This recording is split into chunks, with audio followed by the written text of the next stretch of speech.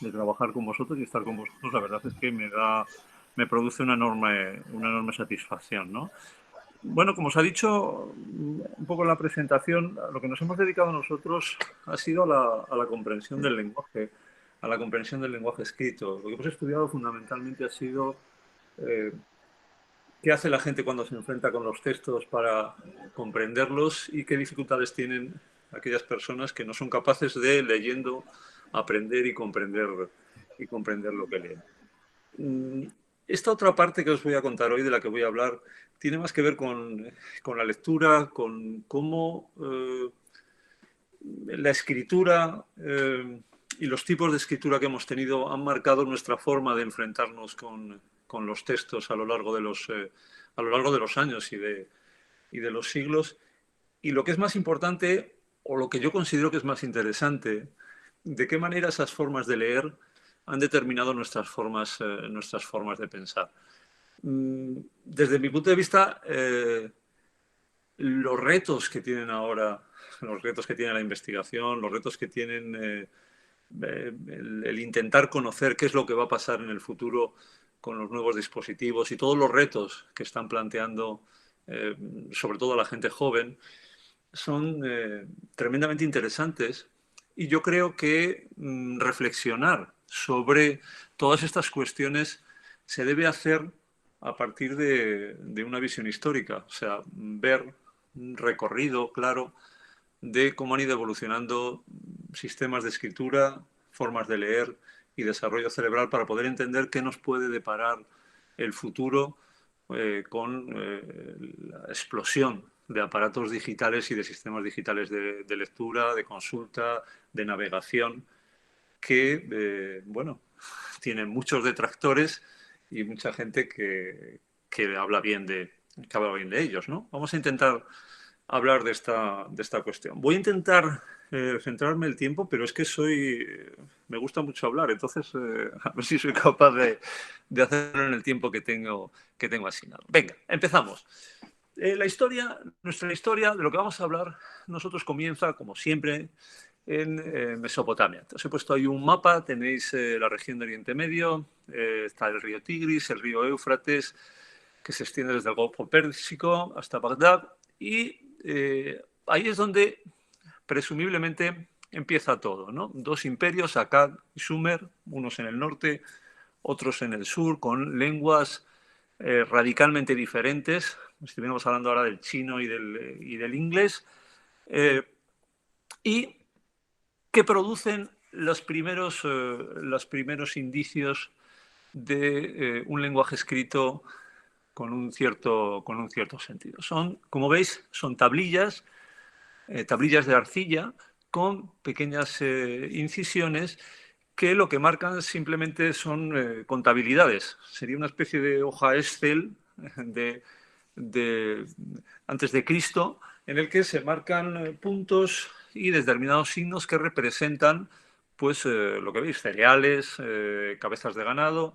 Bueno, ya en Sumer ya tienen determinadas, como veis, pictogramas que lo que no son sino dibujos que representan objetos y seres vivos. Tenéis algunos ejemplos de cómo se representa un ave, cómo se representa una mujer, cómo se representa el agua, ¿no?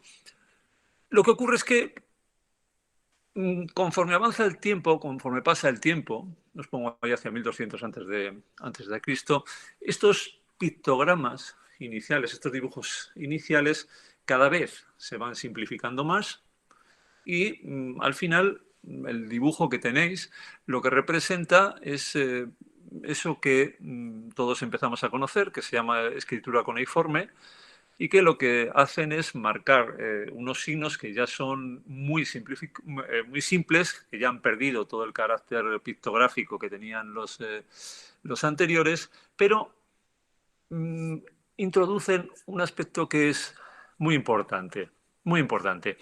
Y es que comienzan a representar con esos mismos pictogramas simplificados las sílabas del lenguaje hablado. Es decir, Uno podía representar con un dibujo de un pájaro, pero también podría diseñar, o sea, también podría representar el sonido pa. Con lo cual, el lenguaje escrito gana muchísima riqueza y permite expresar muchas más cosas aparte de representar solo objetos y figuras o animales, ¿no? Eso supone que el lenguaje escrito explote en cantidad de obras, en cantidad de literatura, en cantidad de obras escritas que encontramos, que han encontrado en tablillas, en antiguas escuelas, tablillas que escribían, que copiaban los chavales, y que da cuenta un poco ya de la riqueza que tiene el uso de esa escritura. ¿Sí? Esto estaba pasando en Mesopotamia, pero pasaba algo en otros sitios, solo aparece ahí y se extiende a otros sitios.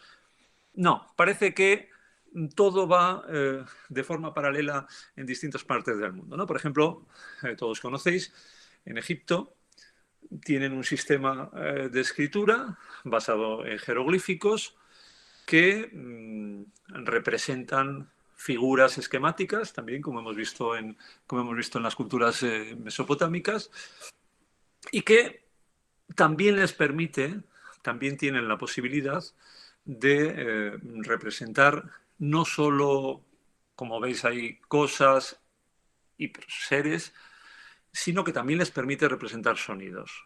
Eso es importante. Pasamos, igual que en el caso de Mesopotamia, de poder representar solo figuras a representar sonidos del lenguaje hablado, ¿no? Este tipo de escritos, que todos conocéis, pasan a ser no solo formas de escritura, sino verdaderas obras de arte, ¿no? Obras en las que, junto a los dibujos y junto a las historias que se presentaban, pues aparecían, como veis detrás de la escena, aparecían signos jeroglíficos en los que trataban de explicar qué es lo que pasaba en esta escena, ¿no? Concretamente en esta escena, una vez que resucitabas, tú llegabas a la especie de cielo egipcio donde en una balanza ponían en un lado tu corazón, en otro lado la ley, veían si habías sido justo, si habías sido honrado y honesto, y en función de eso ya decidían si te descuartizaban o no te descuartizaban. Bien. China, lo mismo.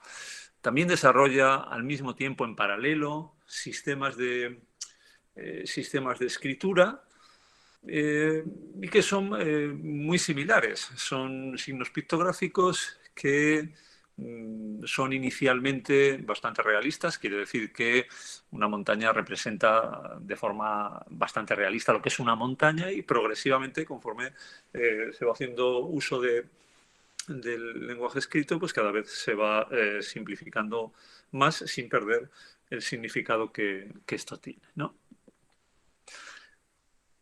¿Qué ocurre o qué pasa cuando la gente comienza a utilizar este tipo de sistemas de escritura? ¿Qué suponía para una persona que aprendía a enfrentarse con este tipo de signos cuneiformes? ¿Qué suponía para estas personas que iban a las escuelas y tenían que estar trabajando con sus tablillas de arcilla, con sus papiros, copiando? ¿Qué es lo que pasaba para ellos? Primero, necesitaban tener muchísima habilidad para reconocer un gran número de signos y caracteres. Había muchísimos signos, con lo cual tenían que aprender un montón de pictogramas, un montón de dibujos. Tenían que ser capaces de relacionar esas representaciones visuales con lo que querían significar, Pero no solo eso, también tenían que ser capaces ya en los lenguajes logográficos, tenían que ser capaces de identificar que un pájaro podía representar a un pájaro, pero al mismo tiempo podía representar la sílaba pa. Con lo cual, la cosa era complicada. Tenían que ser capaces de interpretar el contexto para poder dar significado a la información que ellos tenían que leer. Claro, con tanta cantidad de signos, con tanta cantidad de caracteres, con tantas excepciones, con tantos aspectos contextuales para poder dar significado a cada uno de esos pictogramas, leer y escribir es una habilidad sumamente compleja, tremendamente costosa y muy poca gente era capaz de aprender a escribir y dedicar el tiempo a este tipo de tareas. Tenemos mucha información, hay mucha información de cómo se aprendía a hablar, sobre todo en Mesopotamia, bueno, y también en Egipto, porque muchas de las tablillas que se han recuperado son tablillas de copias que hacían los alumnos en las escuelas. Entonces, hay mucha información sobre cómo se producía este aprendizaje. Por ejemplo, un alumno sumerio podía tardar, se ha calculado, 6, 7, 8 años aprender a leer y a escribir. Y la forma de enseñanza era muy sencilla. El profesor escribía en una en una parte de la tablilla, le dejaba la tablilla al alumno y el alumno lo reproducía por el otro lado. Y todas las tablillas tienen en muchos casos, inscripciones en las que los propios alumnos se quejan de la dificultad de la tarea y cómo recibían muchos castigos corporales porque no lo hacían bien o porque no recordaban los signos. Por ejemplo, en una aparece escrito, y entonces me castigó con la palmeta, ¿no? Lo mismo ocurría, por ejemplo, en Egipto. Un alumno en Egipto ingresaba en la escuela con 10 años. Si no se veía que tenía unas competencias, unas habilidades, rápidamente era expulsado de la escuela. Y la forma de aprender eh, a escribir y leer era muy parecida a la de los sumerios, ¿no? Eran repeticiones, copias, dictados, lecturas a coro dentro de todo el grupo y, por supuesto, eh, castigos cuando la gente no era capaz de dar de sí lo que se esperaba, ¿no? De ahí el dicho egipcio de los muchachos tienen las orejas en la espalda, solo escuchan cuando se les golpea. Pero lo más interesante para nosotros, lo más interesante, si hacemos un análisis de lo que suponía leer ese tipo de escritos, ese tipo de lenguaje escrito, eh, podemos verlo a través de los análisis cerebrales que se han hecho eh, cuando las personas leen este tipo o el equivalente a este tipo de lenguaje escrito que había en Sumer, en Akkad o en Egipto. Claro, evidentemente no teníamos escáneres, no había escáneres para escanear la mente de los habitantes de Sumer, pero sí que se han hecho estudios, se han hecho experimentos en los que se ha tratado de identificar qué tipo de áreas del cerebro se activan cuando la gente está leyendo símbolos que no tienen un sentido frente a símbolos que se les atribuye un sentido. Por ejemplo, podemos ponerle delante a una persona la palabra pierna, que lea pierna y que una vez que ha leído pierna, controlar qué áreas cerebrales se están activando mientras lee pierna, y podemos darle una pseudopalabra, como la que veis al lado, que es PRNEIA, que al ser una pseudopalabra tiene las mismas letras que pierna, están organizadas de otra manera y por lo tanto no tiene sentido. Cuando leen una palabra u otra, el tipo de áreas cerebrales que se activan son diferentes. En un caso, como veis en la izquierda, cuando no se activa un significado, simplemente hay áreas visuales que son las que se activan, mientras que el número de conexiones que hay cuando hay un significado es mucho más rico. Es un cerebro en ebullición. ¿Qué quiere decir? Que pasar de leer símbolos sin significado a nuevos símbolos con significado, implica un nuevo cableado cognitivo, por decirlo de alguna forma. Implica nuevas y múltiples conexiones en el cerebro. ¿Sí? ¿Qué ocurre cuando al poco tiempo, bueno, al poco tiempo, al cabo de unos siglos, aparece el alfabeto? Ya no estábamos hablando de una lectura logográfica, silábica, sino que estamos hablando de una lectura alfabética. ¿Sí?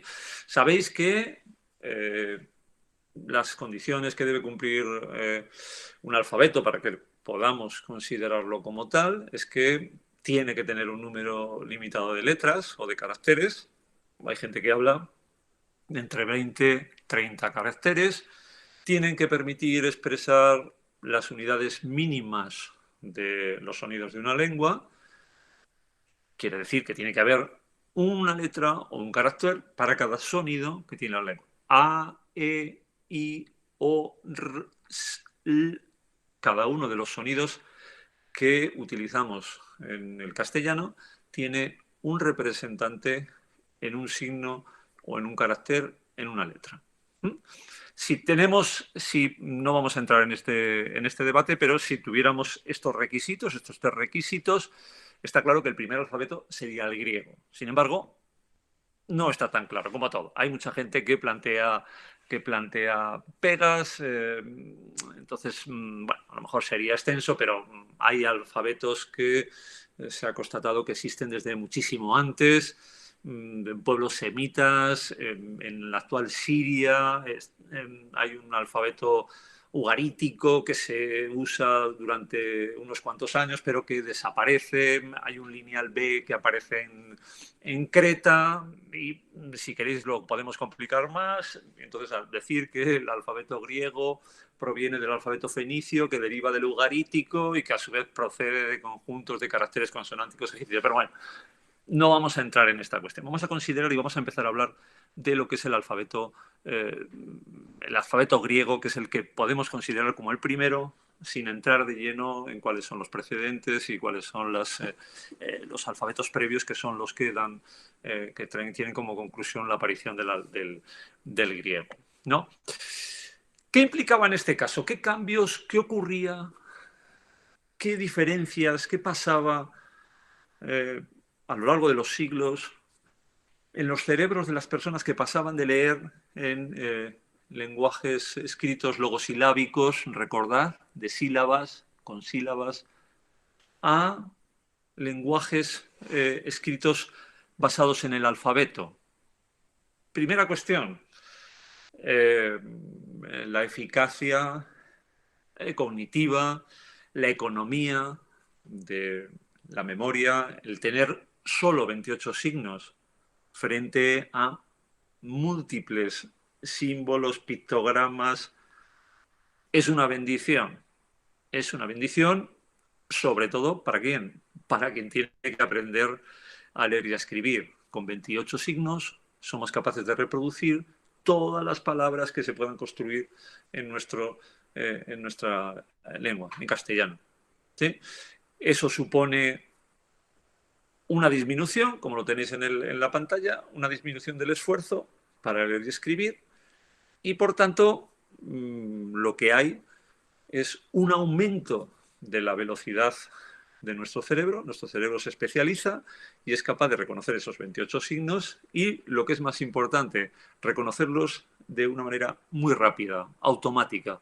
Prácticamente, si tenéis contacto con niños que están aprendiendo a leer y a escribir, en muy poco tiempo aprenden los signos del alfabeto, en muy poco tiempo son capaces de empezar a leer y, sorprendentemente, en muy poco tiempo son capaces de automatizar el reconocimiento de cada uno de esos símbolos, de cada uno de esos signos, de cada una de esas letras, y asignarles un determinado significado. ¿Qué pasa en nuestros cerebros? ¿Qué pasa en nuestros cerebros? Pues cosas diferentes dependiendo del alfabeto que tengamos. Ahí tenéis dibujos, que os los dejo luego, del inglés, del chino, del japonés, que es especial, porque depende de la lengua que utilicen. Pero lo que ocurre es que inicialmente hay una reducción del espacio cortical, o sea, las zonas se hacen mucho más específicas y especiales. El lector aprende a depender, o los cerebros aprenden a depender de las partes posteriores de los hemisferios izquierdos. Hay una mayor activación bihemisférica en los dos hemisferios, el izquierdo y el derecho, pero, como vemos, no es lo mismo en cada uno de los alfabetos. La conclusión es clara. Cambia el cerebro,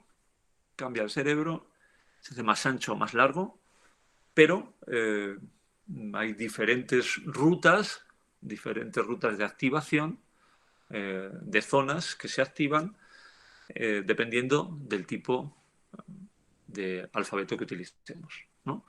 Dependiendo de muchas cuestiones contextuales. Por ejemplo, nuestro alfabeto es muy transparente, hay una relación muy clara entre los sonidos y cómo los escribimos, y por tanto nuestros alumnos aprenden más rápido, por ejemplo, que los ingleses, que esa relación entre el sonido y cómo se escribe no es tan transparente como la nuestra, con lo cual ellos tienen que aprender o tardan más tiempo en encontrar esa relación entre el sonido que tienen y la representación de la grafía. Pues, por ejemplo, estos son elementos que determinan qué partes de nuestro cerebro se activan o qué partes no se activan, ¿no?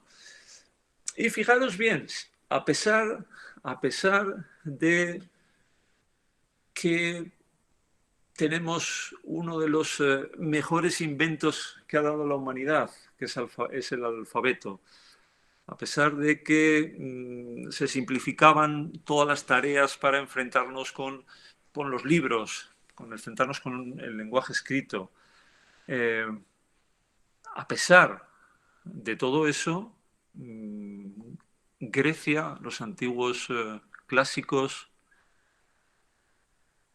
censuraron y vieron como un peligro el uso del lenguaje escrito. Fijaros bien lo que decía Sócrates. La lengua hablada y la lengua escrita desempeñan papeles diferentes en la vida intelectual. La lengua escrita coloca la memoria y la interiorización del conocimiento en una situación catastrófica. Parece que estamos escuchando hablar de nuestros alumnos, de nuestros jóvenes adolescentes ahora. Solo con la lengua hablada llegamos a la moralidad y a la virtud. En definitiva, hay un miedo a la transición desde un lenguaje oral típico de la cultura clásica. Todo se contaba, todo se explicaba, se narraba, pero siempre se narraba y se contaba y se explicaba a través del lenguaje oral. Las grandes historias, las grandes epopeyas, los grandes episodios eran narraciones orales, ¿no? Solo cuando se entendió que se debería conservar todas esas narraciones orales, es cuando empezó a utilizarse el lenguaje escrito. En ese sentido, como os pongo en la pantalla, los clásicos, los griegos, la Grecia clásica tenía muy claro que la escritura para lo único que servía era para fijar los textos orales, para poder traerlos a la memoria, para ayudar a la memoria. Pero nunca ofrecía la riqueza que ofrecía una discusión, un debate en el que tenemos a quien nos está escuchando delante, el que quien nos escucha hace alegaciones a lo que nosotros decimos, hace preguntas, se plantea interrogantes, debate, argumenta, mientras que el libro no tiene esa capacidad de argumentación. De ahí que, a pesar de la riqueza y de la importancia del hallazgo, inicialmente no tuviera ese impacto que todos deberíamos presumir, ¿no? Sin embargo, conforme pasan los siglos, el invento es imparable. El invento es imparable y es cierto que al mismo tiempo que se siguen haciendo copias que preservan la cultura oral clásica, también empieza a convivir otro tipo de libros que están destinados simplemente a la diversión, al ocio, para que la gente pueda leerlos. Y así, a partir del siglo segundo después de Cristo, con los códices, que son ya muy parecidos a los libros, el éxito que se alcanza no tiene parangón. Yo diría, ¿cómo no iban a tener éxito si un libro con páginas costaba menos, había de todos los tamaños, se podría utilizar, lo podías ponerte en las rodillas, se podía leer, no esos rollos que existían antes tan pesados, que no sabía uno cómo colocarlos? Era un buen producto, no cabía ninguna duda de que era un gran producto. ¿Sí? Pero las cosas cambian y los siglos avanzan y durante la Edad Media se producen dos cambios que son una revolución en la lectura. Una revolución y una revolución tremenda. En primer lugar, eh, todo ese uso que tenía la lectura al final, más dirigida hacia el ocio, no tan preocupada por conservar el lenguaje, o sea, el lenguaje oral y las historias orales de transmisión oral, pasa de ser esa lectura abierta que se daba en los jardines, en las plazas, en las calles, en los espacios abiertos de Roma, fundamentalmente, pasan a ser propios de espacios cerrados, de iglesias, de celdas, de refectorios, de claustros, de algunas cortes señoriales. Con lo cual, de nuevo es como si volviéramos para atrás, es como si el nuevo modelo que tuvimos monástico, simplemente de nuevo pasar a tener un papel relevante en la conservación, memorización de todas las obras que teníamos de la cultura clásica. Entonces, lo sabéis porque lo habéis visto en un montón de películas, de escenas, a los monjes copiando y copiando y volviendo a copiar manuscritos que al final tenían unas bellezas espectaculares, ¿no? Pero cuya única misión era la escritura, simplemente escribir para conservar, no escribir para leer.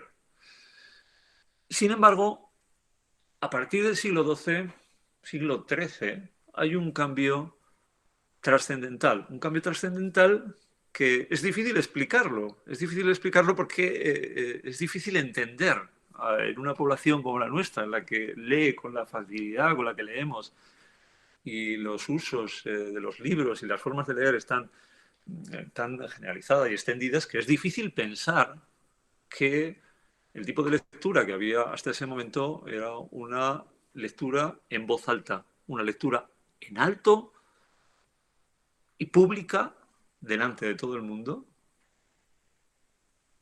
y se convierte eso que nos resulta difícil pensar en una lectura silenciosa, murmurando y privada. Ya no se leía delante de la gente, sino que uno podía leer para uno mismo. La lógica estaba clara. Si uno tenía que salvar su alma, si tenía que leer un libro espiritual, tenía que leerlo, tenía que entenderlo, tenía que pensar sobre, sobre lo que estaba leyendo. Y como os pongo en la transparencia, si bien es cierto que durante mucho tiempo coexistieron eh, ambas modalidades, va a ser ya en el siglo XIV y en el siglo XV cuando va a ser una práctica habitual dentro de determinadas élites que usaran el lenguaje escrito de forma privada, de forma silenciosa. Fijaros bien que hay un detalle que incluso en estos siglos era un analfabeto, una persona que no entendía cuando leía en voz alta. Es decir, perdón, cuando entendía en voz silenciosa, o sea, no eran capaces mm, de hacer esa lectura subvocal que todos hacemos y que cualquiera de nosotros no podemos concebir ni siquiera que se pueda hacer de esta manera. Claro, lógicamente, si los manuscritos ahora tienen esa función de comprensión, tienen esa función de ser entendidos y pensados, la evolución es evidente. Pasan de ser manuscritos bellamente engalanados, con unos colores maravillosos, a ser manuscritos mucho más útiles y que permitan comprender los escritos, ¿no? Eh, tenía, tenía un ejemplo de uno. Por ejemplo, en este caso, este es el que os quería plantear. Si veis la diferencia que hay entre los dos manuscritos es notable. El manuscrito de la izquierda es un manuscrito pensado para conservar, es muy bonito, está muy decorado, con un colorido, mientras que el manuscrito de la derecha está más pensado para la lectura y para la comprensión. Hay separación de las palabras claras, hay separación entre párrafos, está puesto al servicio claramente de la comprensión, ¿no?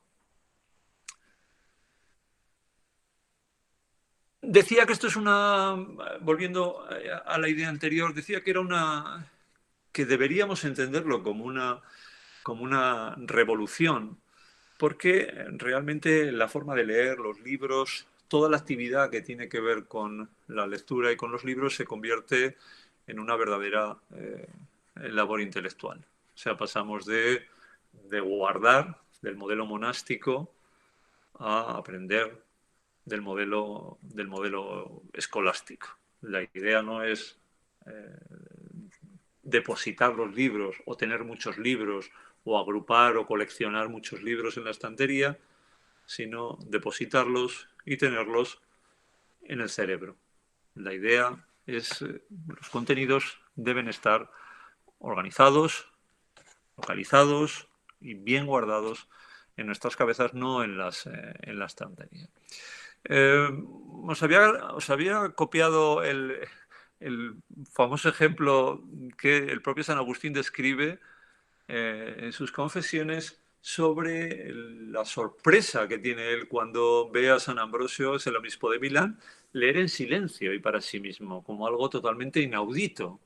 Decía él, escribe él, dice, su vista recorría la página y su corazón exploraba el significado, pero su voz guardaba silencio y no se movía su lengua. A menudo, cuando íbamos a verlo, lo encontrábamos leyendo así, en silencio, pues nunca leía en voz alta, estaba ahorrando voz, pues se volvía ronco con facilidad.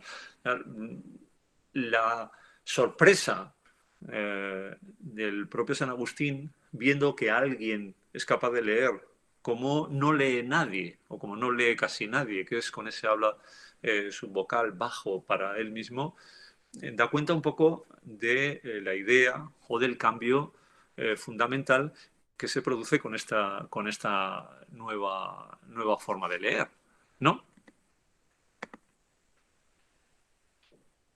Tenemos que hablar eh, de lo que ocurre cuando aparece la imprenta.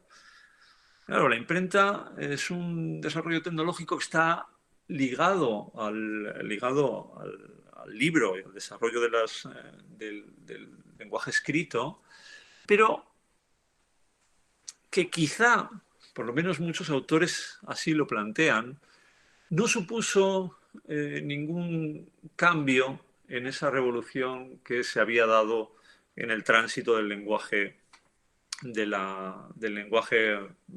en voz alta, de la escritura en voz alta a la escritura en voz baja, ¿no? ¿Por qué? ¿Por qué quizá no supuso esa revolución?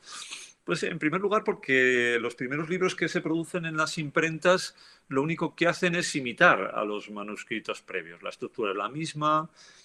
Una vez que se imprimen las primeras copias hay que poner los colores, hay que corregir las pruebas, hay que poner marcas para corregir lo que hay, indicaciones para cómo tienen que leer.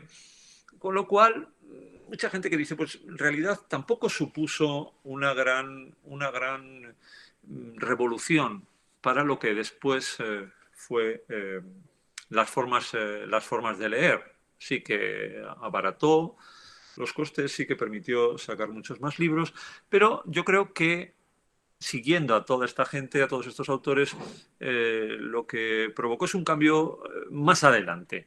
Lo que provocó es que cuando se hace,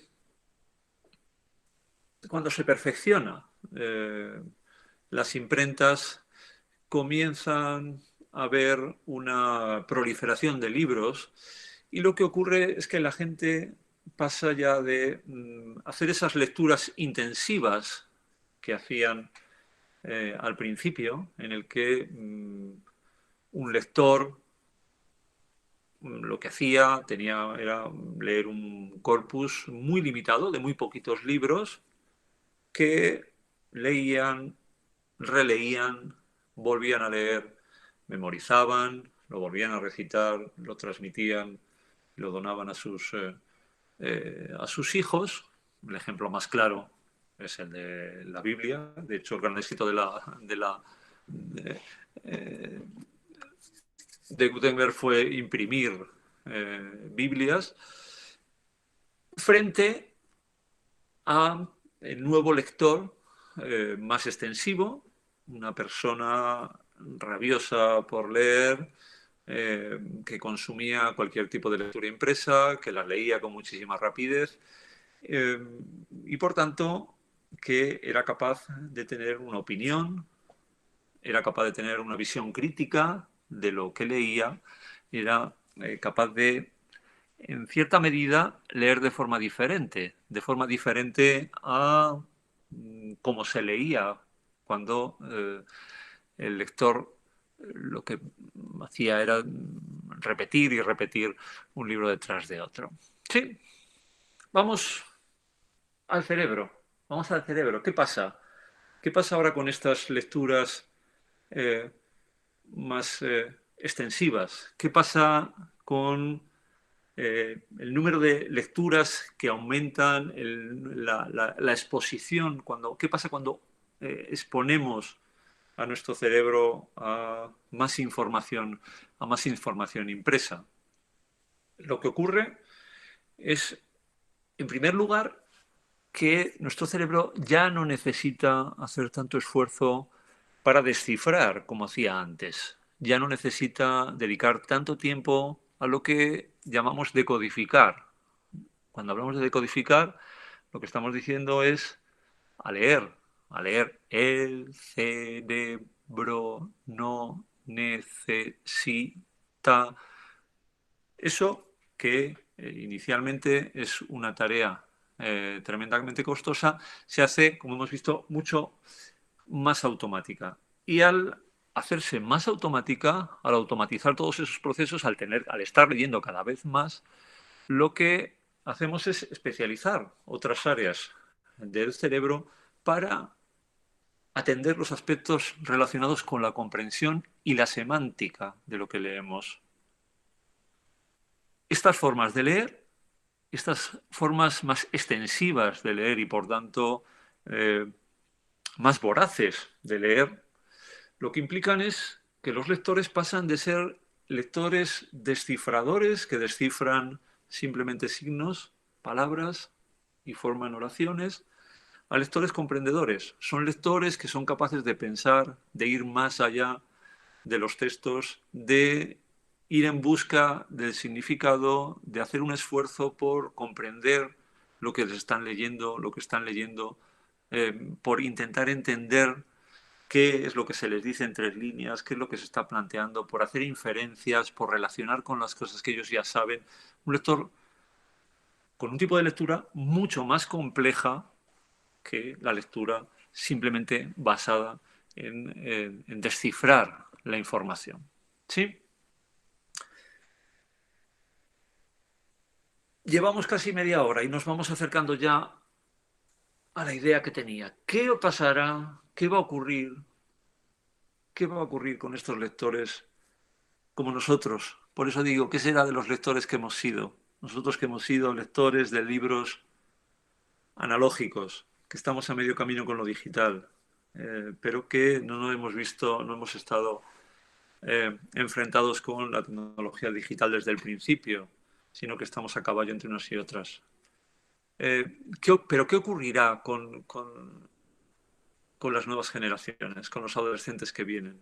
¿En qué medida esos nuevos dispositivos, de los que todos tenemos uno y prueba de ello es que estamos teniendo esta conferencia y que son tremendamente útiles, qué pasa cuando leemos con esos dispositivos? ¿En qué medida leer con un iPad, por ejemplo, hace perder la atención o impide que tengamos una lectura profunda? ¿En qué medida los nuevos dispositivos van a penalizar este logro cognitivo que habíamos alcanzado, este logro evolutivo que habíamos alcanzado, que es aprender a leer y aprender a comprender lo que leemos? ¿Ah? No le escapa a nadie que ahora mismo este es un tema capital y muy preocupante para mucha gente, ¿no? Hay una tensión entre todo lo que hemos adquirido evolutivamente, todo lo que os he contado así muy rápidamente, entre lo que es capaz de hacer nuestro cerebro, entre nuestra configuración cerebral, entre esa especialización que ha alcanzado nuestro cerebro cuando aprende a leer y cuando hace uso de la lectura y la cultura contemporánea, la cultura en la que se mueven nuestros adolescentes y en la que se moverán con mucha seguridad, con total seguridad, los hijos de nuestros objetivos, de nuestros hijos, perdón. Estamos sometidos, están sometidos, todo el mundo está sometido ahora mismo a un bombardeo de estímulos sensoriales que hace que nuestra atención tenga que dividirse. Tiene que dividirse. Yo, si estoy leyendo las noticias en un iPad, de repente suena un correo, voy a ver el correo. Cuando veo el correo, pueden haberme mandado un adjunto, abro el adjunto para ver lo que me quieren decir. Después de dejar el adjunto, puede sonar un WhatsApp, cojo el móvil y miro el WhatsApp, contesto al WhatsApp. Después del WhatsApp vuelvo a lo que estaba leyendo en el periódico, pero como hay otra noticia que ha entrado en el periódico en ese momento, tengo que dejo la noticia y vuelvo a otro. Un adolescente cambia de medio de comunicación 27 veces por hora. Consulta el móvil entre 150 y 190 veces al día. La idea es que tenemos a la gente con una atención parcial continua. Es decir, tiene atención dividida y además lo hace de forma continua. ¿Es bueno esto? ¿Es bueno para seguir leyendo los textos de forma profunda? ¿Tiene alguna incidencia todo esto en la forma de leer, en la comprensión de nuestros alumnos? Un par de reflexiones. ¿Lee menos la gente ahora? No, no es cierto, no es cierto. Todos los datos que tenemos apuntan a que cada vez se lee más. Todos los años las estadísticas que se nos presentan siguen tirando hacia arriba. Es decir, todos los años dedicamos más tiempo a la lectura, compramos más libros, se editan más libros. Como sociedad, nunca ninguna sociedad ha leído tanto como el que leemos nosotros y quizá leamos más precisamente por los dispositivos a los que tenemos. El problema haya que situarlo quizá en la forma de leer. Lo que sabemos es que las lecturas en este tipo de pantallas, como son el iPad, un ordenador o un e-reader de estos, tiende a fomentar una lectura superficial. Empeora, parece ser, la secuenciación de la información y se recuerda menos información que cuando leemos en el texto. Pero fijaros el último dato que os he puesto, que es tremendamente brutal. O sea, parece ser, hay estudios que lo que nos dicen es que cuando una persona lee en Internet y apaga el ordenador, sigue utilizando las mismas formas de lectura cuando coge un libro o un periódico analógico.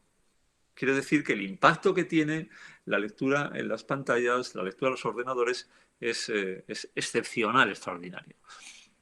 Sí, en este sentido, volvemos a la reflexión que hemos llevado durante toda la charla. ¿Van a cambiar nuestra forma de leer? ¿Van a cambiar nuestro cerebro? Estas formas nuevas de lectura. La verdad es que llevamos ya unos cuantos años en las que se están haciendo cada vez experimentos más depurados y cada vez tenemos más información sobre, más evidencias sobre cuál es el impacto real que tiene el uso de estas tecnologías. Por ejemplo, este trabajo que os he seleccionado, que es muy sencillito y ya tiene unos años, estos autores lo que hicieron fue comparar la forma en que navegaban en Internet expertos, gente que estaba acostumbrada a navegar, frente a personas que no no utilizaban con cierta frecuencia Internet y los navegadores, ¿no? Y lo que hicieron fue comprobar mediante un escáner cuál era la actividad cerebral que tenían los cerebros de cada uno de estas personas cuando se enfrentaban con la lectura, ¿no? Entonces, una de las cosas que comprobaron es que las actividades de los expertos, de los navegadores en red expertos, era mucho mayor que la de los novatos cuando estaban delante de Internet. Pero lo más interesante de todo es que después de una única semana, después de una sola semana, obligando a los novatos a enfrentarse con una navegación, es decir, después de una semana los cogían y todos los días les obligaban a estar una hora navegando en Internet y estar probando y tanteando, y comprobaban que todas aquellas áreas que estaban inactivas al principio, de repente comenzaban a una actividad frenética, ¿no?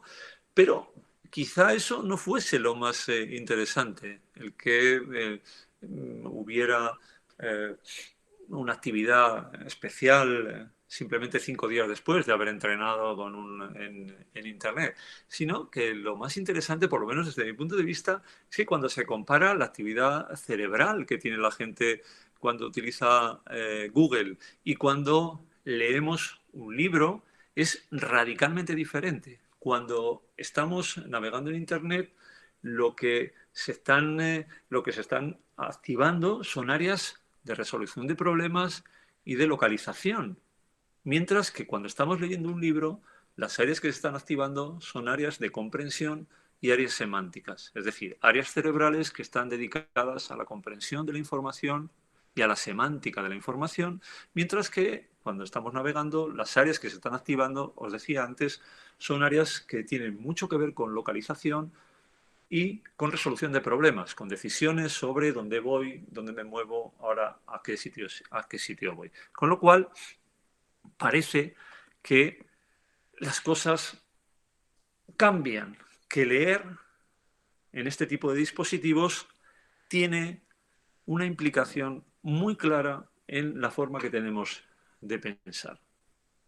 Las preguntas que quedan, ojalá hayan quedado muchas más, pero son, desde mi punto de vista, apasionantes y seguramente dan para otra sesión. Pero, ¿qué va a ocurrir a partir de ahora? ¿Van a pasar nuestros adolescentes a ser como los lectores que teníamos en la Edad Media, simples decodificadores? ¿Mm? ¿Vamos a sacrificar con estos nuevos aparatos la capacidad que tienen nuestros alumnos para leer de forma profunda? ¿Alguien cree sinceramente que nuestros adolescentes en los próximos años van a ser menos capaces, van a tener menos habilidades para enfrentarse a la realidad con los nuevos medios que tienen a como lo harían con los medios antiguos? Yo soy sinceramente optimista. Yo creo que lo que nos deparará el futuro son formas diferentes de enfrentarnos con la información, formas diferentes de obtener información, y que lo único que harán serán desarrollar nuevas vías, nuevos caminos cerebrales que nos permitan ser mucho más eficaces a la hora de comprender y de entender lo que ocurre lo que ocurre en el mundo. En cualquier caso, no podemos afirmar nada, solo el paso de los años dirá a dónde nos lleva todo esto. Y nada más. Muchísimas gracias por la atención. Espero que no haya sido especialmente farragoso o complejo lo que os he planteado, y ojalá os haya parecido interesante. Sí, muchísimas gracias, profesor Javier. Ha sido una charla apasionante, un recorrido realmente interesante por la historia de la lectura, hablando sobre los diferentes soportes, las modificaciones también cerebrales que sufrimos al cambiar, ¿no? Yo personalmente, cuando leo con el Kindle, sí que noto que con el libro físico pues es diferente, ¿no? No sé, a mí me gusta mucho lo digital, pero no dejo de leer tampoco en papel. Entonces, bueno, pues De todas formas, ahí nosotros somos... tenemos... Sí, de todas formas, este comentario que hace, nosotros quizá no seamos los más apropiados, porque toda la gente que estamos en la conferencia hemos sido gente que estamos en el medio, o sea, hemos sido gente Sí. que hemos aprendido en medios analógicos y ahora somos capaces de manejarnos con medios digitales. Entonces, somos capaces de movernos de un sistema a otro con una cierta soltura, aunque es cierto que tengamos preferencias. Yo también tengo preferencia por leer en lenguaje, o sea, de leer textos escritos. Yo creo que el reto o la pregunta que nos tenemos que hacer es pensando en las nuevas generaciones que van a ser alfabetizados con medios digitales, que no van a tener que utilizar, que no van a usar